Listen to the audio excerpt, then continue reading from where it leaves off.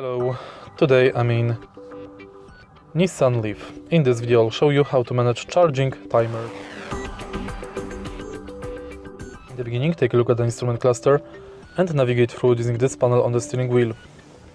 Next, go to Settings and go to EV Settings. Here in Charge Timer, you can set Charge Timer 1, Charge Timer 2.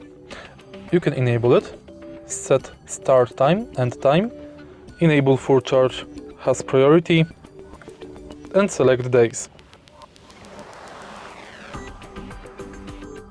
Next, you can change charge time screen between 6 kW, 3 kW and 50 kW. And in the end, you can set climate control charging timer. If you find this video helpful, please leave like, comment and subscribe.